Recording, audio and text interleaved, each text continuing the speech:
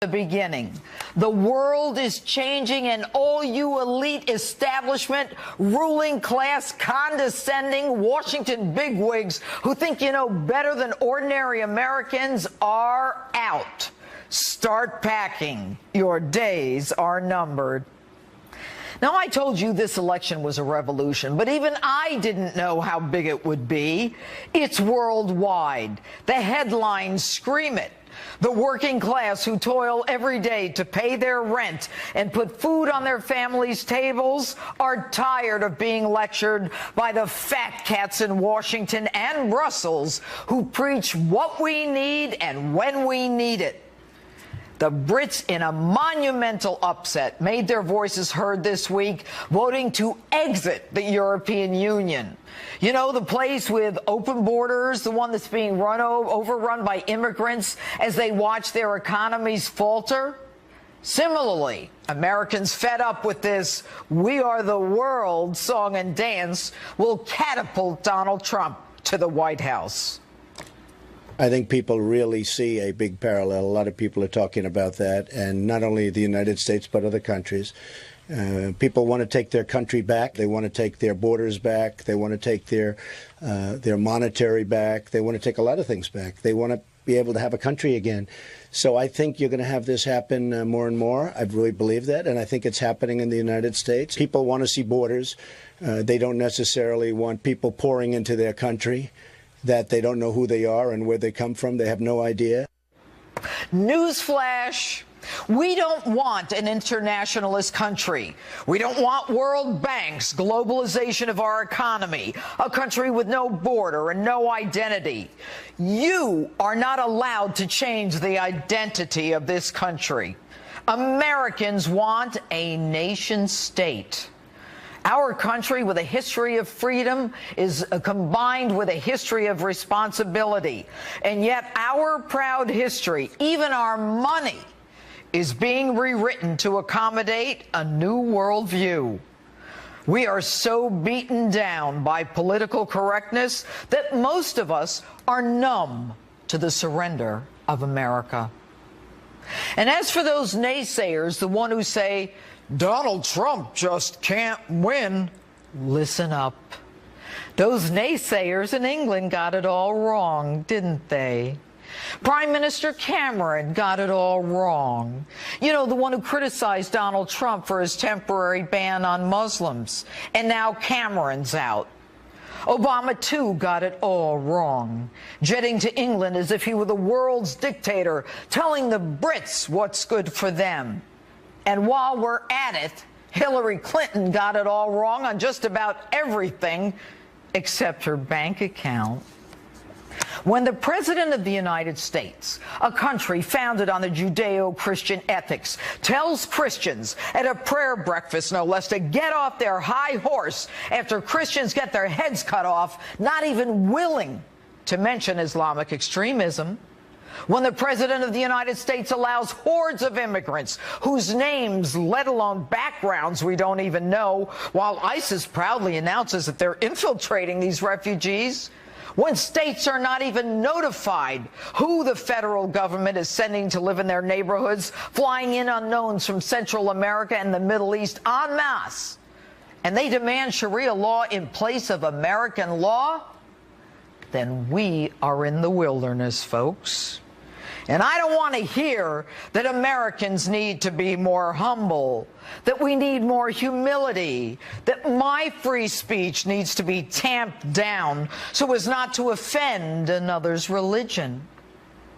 Nowhere does our Constitution say we cannot say something about another's religion. Nowhere does our Constitution say we cannot say anything that offends others. And by the way, where does it say I can't have a gun? Do not use our Constitution against us while you use the same Constitution to shield those who violate our laws, showering them with all the rights and benefits, but none of the responsibilities. When our president's first response to an American getting his head cut off is to show up in a golf cart and then keep on golfing, when he is in, and his attorney general's response to Americans being killed by Muslim terrorists is to stand up for Muslims, then it's time to take our country back. And don't tell me that to not take these people in is not who we are. I know who we are. My grandfather was a part of the greatest generation that stormed that beach in Normandy. My dad saw the plume in Nagasaki and later died early because of it. No, you don't preach to me. I know who we are, and I know who I am. I am an unapologetic nationalist. I am an unapologetic American. And that Statue of Liberty that says, give me your tired and your poor and your huddled masses, we never had a problem taking them in from the beginning. We're the most generous country in the world. As a judge, I've sworn in newly naturalized citizens for years and have never been more proud of immigrants and America. But they do it legally. They have to swear allegiance to America, follow our laws, and they cannot be exempt from arrest because of their illegal status, as they now are in sanctuary cities.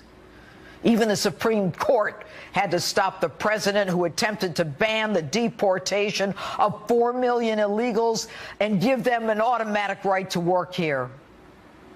Folks, when a man running for president proudly carries with him the sword of socialism, and when a woman running for president accepts money from countries that kill gays and stone women to death for her family's so-called charity, when their holdings are invested in the Cayman Islands and her husband is middleman to some of the world's biggest deals as they feather their nest at the expense of America, it is time to take the country back. So no, I don't believe in globalization. I don't believe in this internationalist mumbo-jumbo hogwash. I don't believe in self-denigration. I believe in our nation state. I believe in our borders. And I believe in the law, the Constitution, and the Declaration of Independence that outlines the character of the people and who we are. Every week, I speak to you in front of a backdrop. But it's so much more than that. It's the American flag. It represents the spilled blood and treasure of those who gave up everything for this great nation. It stands for freedom, equality, and justice. And I'm damn proud of it. And that's my open. Tell me what you think on my Facebook page or Twitter, hashtag Judge Jeanine. And joining me now is the co-host of The Five, Juan Williams. Good evening, Juan. Nice to have you on the show tonight. How are you? I'm great. The weather's great. Good evening, Judge Jeanine. Your opening statement was strong. Yes. All right, let's talk about Brexit. I appreciate that. So I won't let you hit me right off the bat, Juan. Nope. What do you think is happening with Brexit, Juan, and the fact that, you know, the Brits decided to exit the EU? What was that about? Well, I think there are a number of things to say here. One is I think you have a lot of people reacting to the immigration issue that we know is very high on their agenda. And secondly, the impact of the loss of so many jobs, especially in Britain. You've had a terrific, recession. They got hit much harder than we got hit here in the United States. Their unemployment is much higher. So I think you have those factors playing. But to pick up on what you said in your opening statement, anybody in this country who thinks, well, gee, we're so different, they might be whistling past the graveyard, Judge Jeanine, because you look at the polls over there, the polls were wrong. You look at the anti-establishment fervor over there. I see a lot of it over here. And when you stop and think about, even the history, remember, Margaret Thatcher won and brought conservatism to Great Britain. The next year, it was Ronald Reagan right here in the United States. But where I think you're off a bit is our electorate is much different over there. They don't have the diversity. The working class there is almost all white, while the working class here has lots of Latinos Juan, and that's black a great people. point. That's a great point. We are more diverse, but it was about London, almost the urban, more cosmopolitan versus the other areas. But London and the Brits have a big immigration issue too, so they're not as homogenous as they once were. But isn't there a worldwide reaction to this immigrations thing, this lunacy of, no borders anymore? And I know you're not a Trump fan, and I am a Trump fan, but, he has hit a chord that I don't believe Hillary Clinton can ever hit. No, but remember two things. One is, for Britain and for the European Union, they have endless borders, and they were being controlled by the European Union in Brussels in terms of immigration flows and entry. Here in the United States, we are blessed to have two large oceans, and we have two neighbors, Canada and Mexico.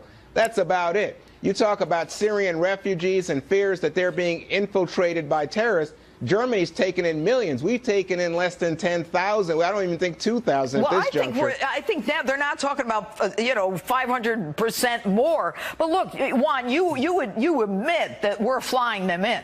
We are flying them into states around the country and not giving those states notice. I mean, there is a war going on between some of the in Congress who have no say with any of these refugee programs or bringing them in. We don't know who they are.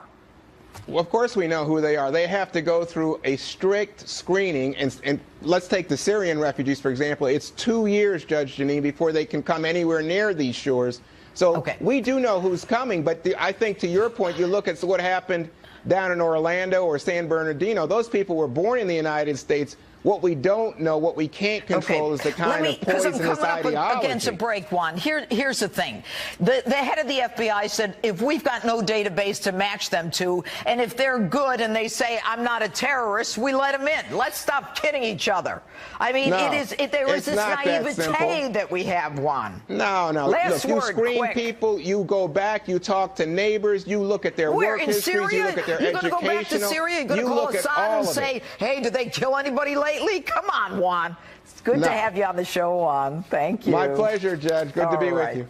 Another bad week for Hillary Clinton as we learned that the presumptive Democratic presidential nominee failed to hand over a key email to the State Department. Ain't that shocking? With me now is American Center for Law and Justice Chief Counsel, my friend Jay Sekulow. Hey, Jay, how are you? Hey, Judge. How are you? So good. Everybody's fed up with the email thing, but every week there's something coming in that contradicts something else that she said. Tell us about the significance of the particular email that was the bad news for Hillary this week. Well, and this was because the narrative that Secretary Clinton has given since the beginning of this scandal when it first erupted was that she never received emails that were marked classified. They may have been marked classified after the fact, she said, but she had no knowledge of that. Well, it turns out, of course, that there were emails received that were marked, in fact, classified. So what has happened is the narrative that she started from the outset has been consistently proved to be incorrect. And again, Judge, you and I talked about this the other day, and the fact is the Inspector General's report is the indictment. If there was going to be an indictment, it would be the Inspector General's report, which really destroys the entire narrative, including the narrative that she relied on legal counsel from the State Department, their lawyers. She did not. The lawyers said they didn't know anything about this until it was in the media. So that I think it's showing the depth of the inconsistencies. But the problem, of course, is will the FBI make the recommendation, but then will the Justice Department my thoughts on forward? that because she emailed the president on this unsecure server, classified information. The president is complicit. Her first witness is, for the defense, is Barack Obama. We would have a constitutional crisis. There's no way they're going to indict her for that. I think it's the foundation they can get her on. But let me ask you about this. She is so secret. If the FBI can show through its forensic analysis of the deleted emails that what was deleted is the connection between her doing favors for China and Russia and Uzbekistan and Saudi Arabia, while at the same time they were given money, then an indictment should be forthcoming. Well, this is the, of course, this is the aspect as a judge and I know as a lawyer, litigator. The fact is the FBI goes where the evidence leads. And here in this particular situation, you've got the unusual situation where a Secretary of State and at the same time her husband and their family have the foundation. And the foundation apparently has been receiving gifts from a variety of governments, many of which have horrible records on human rights issues. But if, in fact, there was a quid pro quo, and the Supreme Court's going to decide a big quid pro quo case tomorrow, probably Monday, the fact is that could be the real Jay, here's the bottom line. People don't care that she talks out of both sides of her mouth, that she's in favor of women while she's got, the team that trashes all the women that her husband fooled around with and did worse. But what they do care about is the pay for play. If they were making money at the expense of Americans and our interest, if Russia has 20% of our uranium because Bill Clinton, as a middleman, was able to cut a deal with Canada and Uzbekistan, where a guy over there was actually indicted for the deal himself, then, then I think shame on them if they don't do it. But what about Democrats? I mean, they got to be smarter than this. She won't hand over her Wall Street speeches. Now we find out she met with Steve Schwarzman, Blackstone, and the CEO of all these major companies and banks, world banks, and dropped that information and left it off her calendar. And I think here's what you've got, and you said this in your opening statement. The fact is that whole approach that the DNC is utilizing right now was thoroughly rejected in the United Kingdom as they pulled out of the EU. That same sentiment's here. The question will be, of course, politically, can Donald Trump take that sentiment and turn it into votes at the ballot box? But I think the vulnerability, clearly, on the issues, when you look at and you talked about immigration, and I'm the grandson of an immigrant, so my grandfather came in through Ellis Island. Exactly. But this sentiment's there. So I think there's vulnerability here. The question will be, will the American people take a look at the situation and say, you know what, this is our country, we're gonna take it back. And I think that's the real question of the day for the electorate. And the fact that as a result of the Supreme Court decision, Obama can no longer ban the deportation of 4 million illegals and give them jobs because he feels like it. It's going to be a different world. Yeah. Jay Sekulow, he said he had a pen and a phone. He ran out of a battery, and he's out of ink. That's what the Supreme Court said. Thanks for being with us tonight, Jay. Thanks, Judge. All right. And one of Donald Trump's top economic advisors is here to talk with me about the Brexit vote and how the campaign can capitalize on it. My interview with him is next. And then Sheriff David Clark joins me live to talk about this week's Freddie Gray verdict. I'm cooking on that one. Something tells me he and I agree on whether the jury got it right. Could Britain's historic Brexit vote lead to change in the United States come November? Let's ask Heritage Foundation economist and Donald Trump economic advisor Steve Moore. Steve, what's your take on the last 72 hours in Brexit? Some people think it's just about the economy. Is it? Hi, Judge. Great to be with you. Well, it's partly about the economy, no question about it. In England, in Europe, and here in the United States, the middle class, the working class, is in a kind of revolt right now. They're not feeling that we've ever really come out of this recession. Their paychecks are shrinking. That's certainly happening here in the United States. And there is this kind of rebellion that's going on. We saw this in the rise of Donald Trump, and I think that was part of the explanation for what happened in that. Remember, nobody expected that vote that we had. Well, all the predictions were that it wasn't going to happen. You know what, Steve? You know what I think is interesting? When I started reading about this more, I think like a lot of people, it's happening in Britain. What's that got to do with us? But at the same time, what I find fascinating is that Cameron had Obama go over there and say, in his dictatorial, you shouldn't leave. But what they started saying is that if they exited the EU, that it would harm the national security, that Abu Bakr al-Baghdadi, the leader of the Islamic State, was probably in favor of Britain leaving the EU. They were so desperate to not leave it. What was that about?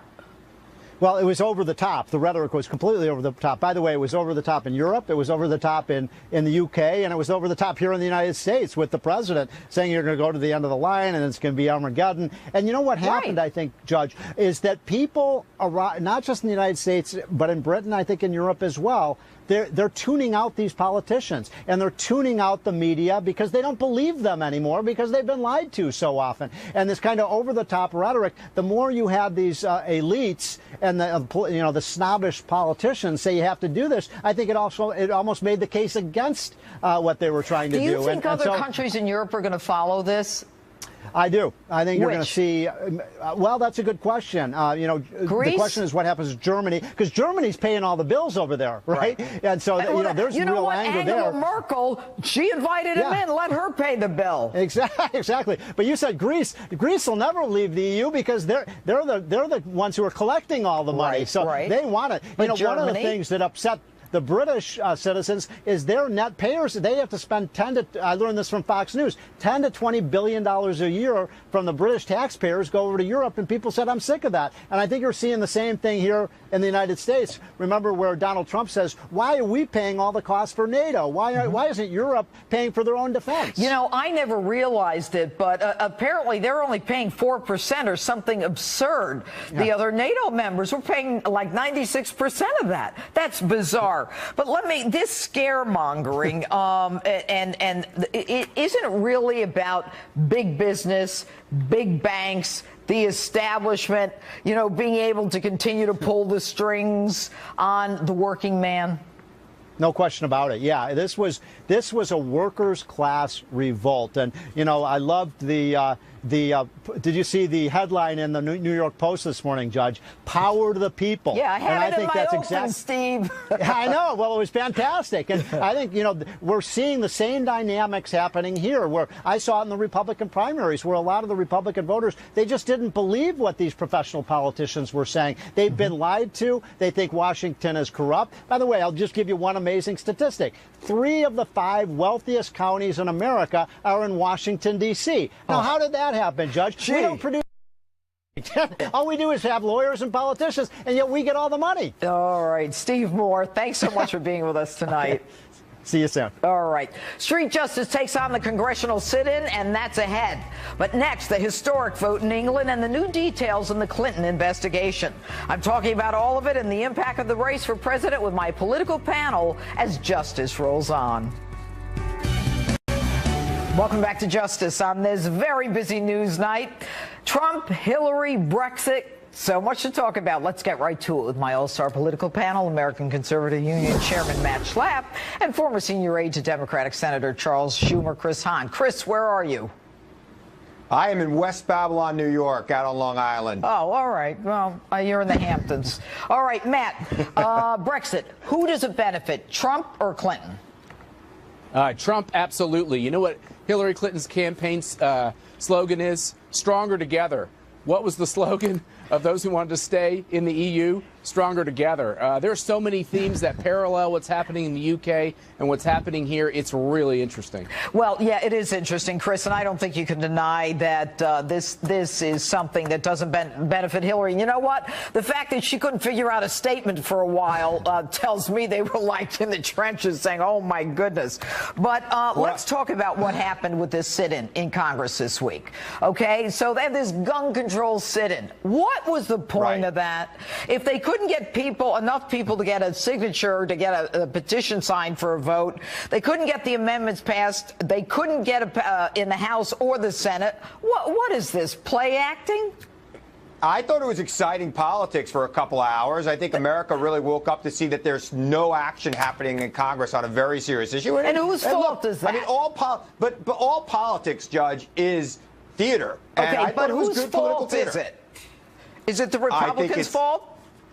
I think that Speaker Ryan should let this come to a vote. If he really wants to see it happen, he should let it. You know what? If they can't follow the system and the process to get a bill to on the floor, then it's their fault. It's a bipartisan failure. And you know what cracks me up, Chris? I just got to tell you this. Obama had the House and the Senate in 2009 and the White House, and today he's like, the Republicans are stopping us from doing this. What do you say, Matt? Hey, I think he wasted an opportunity then. What did you say, Chris? Sorry, Matt. I think he wasted an opportunity on guns back then. We know he wasted. I thought you were going to defend him. Go ahead, Matt. Guns. He didn't pass anything on immigration, shockingly enough. You know what this was, Judge? This was a sit-a-buster. It was people sitting around doing nothing. Well, they do nothing anyway. Do you know why they ended the sit-a-buster? They ended the sit-a-buster because they wanted to catch airplane flights to get out of town, and many of them wanted to go to the congressional baseball game. It was shenanigans and just a ploy from the beginning, and it's why Americans really hate Congress. They do. I got to tell you, walk the street. Wait till you see street justice. They hate them. All right, what about the Supreme Court this week, Chris? Bad week for the Dems again. Supreme Court decision, a 4-4 split, keeps the Fifth Circuit decision in place. The president is trying to block the deportation of 4 million illegal immigrants and give them a license to work. And they said, no way, Jose. Well, you know, bad for the president today, good for Hillary in November. If you're a Latino voter in America right now, you know exactly who's on your side and who you should be voting for. But you know what? I got to tell you. If Donald Trump doesn't get over 35% of Latinos, he ain't getting what if they're elected. illegal? How are they going to vote? Well, no, you know, that's the thing. Legal Latinos in this country feel very strongly about this because they know how hard the process was. The legal Latinos who came the right way, who got a lawyer, who swore allegiance in this country, who know our history, who want to speak our language, they're angry that they had to pay those lawyers. He's underwater in Florida, and it's because of the Latino vote. He's doing very well among white males. Okay, Chris. Here's the deal. What happened in Brexit had a lot to do with immigration. Sure, the fact is this, which is we talk about nationalism. I just like to talk about sovereignty. Whatever happened to the idea that a country controls its borders and who enters this country? We are a nation of people who used to be immigrants, Let him finish, but we get Chris. to control when the immigrant gets to become a legal resident and a citizen. Guess what, Chris? That's not racist. And guess what else? Americans are responding to that message. Go ahead, Chris. Most Americans, Matt, including Donald Trump, didn't even know what Brexit was 2 weeks ago. They know I got to now. tell you something. They know now, Chris. The Latino voters and educated whites in America are not going to stand for that kind of isolationism that they had there in Britain. In fact, most British people today are regretting what happened last week. That's really? untrue. Did you do your own poll, untrue. Chris? Stop with the hogwash, Chris. Most Brits are regretting the decision they made 48 hours ago? Are you kidding? Well, at least Judge, look, the polls actually show that more Brits are actually regretting the fact that they didn't also vote to pull out of the EU than the opposite. So that's completely untrue. And the fact is this, which is there's going to be some political turbulence after this pullout. There's no question. And everyone's going to use it for their political advantage. The fact is people get the truth here. Countries should be able to control their borders and control their economies. And that's the theme of the day. What's wrong with being an American? What's wrong with being proud of this nation? Why are people flying the flags from other countries and burning the American flag? I get the First Amendment, but you know what? They went too far. First of all, most people do not burn the American flag. Most people, well, there are very people carrying the flags from the other countries are. Judge, I think most people, immigrants, non-immigrants, even people coming here illegally, want to be part of the American dream. That's why they come here. That's why my grandfather came here. Follow the American law, Chris. That's right. Well, look, if the American law was fixed the way it was supposed to be, if we were able to deal with the market in place, your family, my family, Matt's family follow the law. There was a system the fact is this: not only do we have people here who shouldn't be here, they're here illegally. You know what the courts just showed, and the Supreme Court? The President of the United States is acting in an illegal fashion when he tries to give these people legal status. In this sanctuary city, we don't deport them, and they're killing people. Shame on us. Match slap, Chris Hahn. Bye. Street justice is still ahead, and next, some Law and Order with Sheriff David Clark. We'll talk about the Freddie Gray verdict this week. Don't go away. Love that case. Big developments this week in the Freddie Gray case. Officer Caesar Goodson, the driver of the van that transported Gray after his arrest, was found not guilty of all charges. That makes him the third officer in that case tried without a conviction. Meanwhile, there are growing calls for prosecutor Marilyn Mosby to step down and drop the charges against the other officers in this case. Here with reaction, Milwaukee County Sheriff David Clark. Good evening, Sheriff. All right, the Freddie Gray case and what happened in Baltimore is pretty much a symbol of the black community's distrust of law enforcement. And yet here we had a black prosecutor, a black victim, a black defendant, and a black judge. Is this a racist verdict? Not even hardly. Judge, look, this woman, Marilyn Mosby, is drowning in her own incompetency. Justice has prevailed for one of Baltimore's finest yet again. Look, you're a former prosecutor, a district attorney. You never would have charged this case. You were a judge. You sat and heard these types of cases. You would have dismissed this too. Keep in mind that Marilyn Mosby, before she became the state's attorney in that county in Baltimore, has never charged or prosecuted a homicide case. That's right. She does not know anything that goes into this. I investigated homicides. The woman was an insurance lawyer. Did you know that, David? Right. She was an insurance lawyer. And within 24 hours of getting the autopsy report, she says it's a homicide, we're going to indict. And then she says, I hear your call, as if she's the queen who's going to come out and calm the masses. What's going on in this woman's head?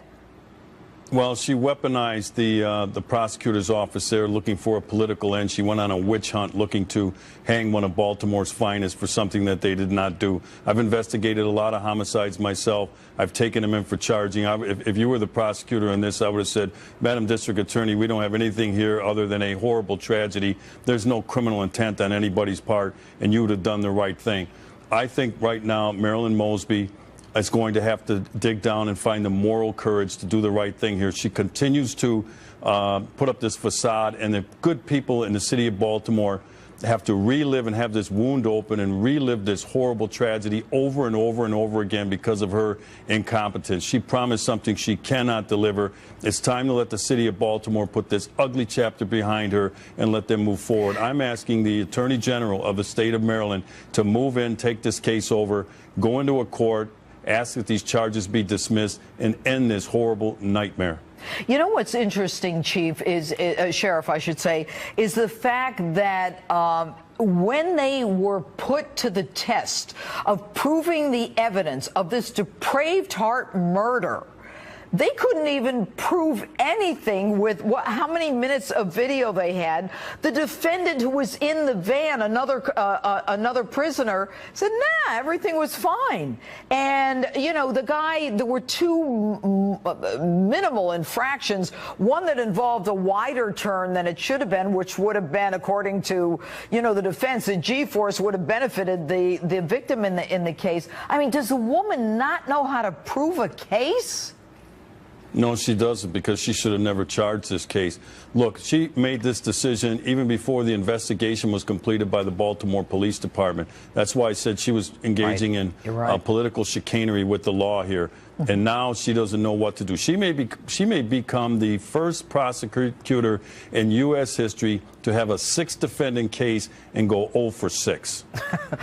Well, those are pretty bad numbers. But let me ask you this. Look, as a DA, I ran my office. You know, I had a lot of investigators and cops who worked for me.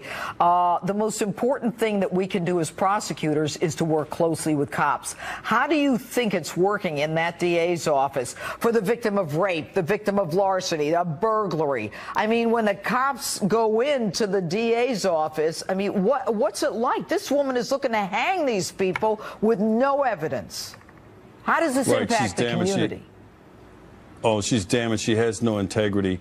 This relationship is ruined between her, the community, and the law enforcement officers, Baltimore's finest. That's why I think that she should give up her law license after she pulls out of this, and if not, I think the Maryland Bar Association ought to conduct an investigation and suspend her license. A first-year law student, a first-year person who's in law school would know, Judge, you know this, that they don't have anything to suggest any criminality above the standard needed, especially for a homicide. I've worked homicides. I've brought them in for review. It's a very high standard, and most times prosecutors don't take chances with these types of cases. All right, Sheriff David Clark, thanks so much for being with us. And lawmakers take a seat in a sit-in on Capitol Hill, so I hit the streets to talk about it in Street Justice. David. This week in Washington, House Democrats staged a sit-in over gun control legislation. A sit-in. They stopped working because they were mad that they couldn't get their way. So I hit the streets for some street justice to get your take on the congressional chaos. Take a look. Okay, what do you think of the congressional sit-in when everybody brought their sleeping bags and sat on the floor in Congress because they couldn't get their way? It's a start. It's a start? No, it's a stop. It's not a start. All right, it's a stop. I mean, get something done already. So you have all these congresspeople bringing in their sleeping bags because they can't get a bill passed, and they're kicking and screaming. Is it any wonder they're held in such low esteem? It's no wonder. I mean, that's what they're doing anyway. So what are they doing? They're sleeping. They brought their sleeping bags. They're ready to camp out. Yeah, well, now they're admitting that they're doing nothing but sleeping. Listen, I just like to see our government get together and be effective. I'm getting tired of watching what goes on. Yeah, but we're all tired. They're held in such low esteem. 18% approval rating, okay? Deserve it. It's all a play to take our guns. Don't believe it. I'm telling you, it's just not right. They're acting like children. But if the Republicans did that, oh my Lord. What do you think of all these congresspeople and the sit-in in Congress because they couldn't get a bill passed? They brought their sleeping bags.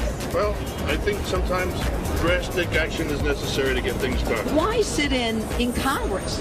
Go outside and sit in and let Congress do the people's work. Well, I think they're sitting in because they want to create action. And that's the place to be. I mean, doing it outside is not going to probably have as great of an effect as doing it inside. Look at the attention you're giving it. The amazing thing is that they couldn't get a bill passed in the House, the Senate. They couldn't get enough for the amendment, and so they're stopping the people's business in Congress. That's just wrong, isn't it? Totally wrong. Absolutely. It's childish. It's imbecile. Why is Congress held in such low esteem? Because they don't get anything done. What should we do?